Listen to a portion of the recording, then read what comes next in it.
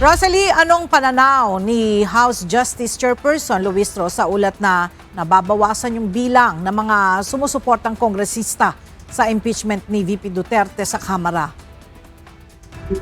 Ella, nagtataka si House Justice Committee Chairperson at Batangas 2nd District Representative Jervy Luis Ro sa ulat na nababawasan yung bilang ng mga kongresistang sumusuporta sa proseso ng impeachment laban kay Vice President Sara Duterte. Anya, hindi ito ang ipinapakita sa nangyaring botohan sa House panel kaugnay ng pagtukoy ng probable cause sa mga reklamong impeachment at ng aprubahan ng committee report at resolusyong nagtatakda ng articles of impeachment laban sa Vice Presidente. Pakinggan natin ang pahayag ni House Justice Committee Chairperson Representative Jervy Luis Ro. How can it be decreasing if from 53 naging 55? I think it's increasing, no? With its plain view from 53 to 55, the interpretation should be nag-increase ang support in the Justice Committee.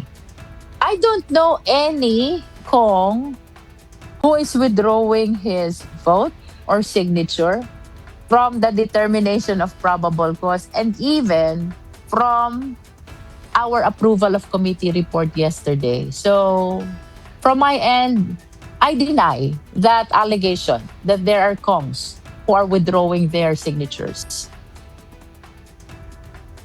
Dahil sa unanimous vote sa House Justice Committee, lulusot ang impeachment ni VP Duterte hanggang sa plenaryo ng Kamara.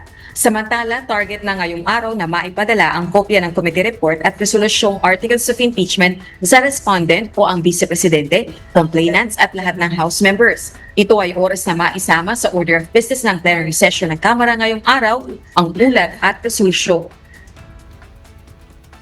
I anticipate that today, nag-uumpisa na ang transmittal nitong mga documents na ito. That includes the committee report, the resolution, the articles of impeachment to the justice members, the respondent vice president, and even to the complainant.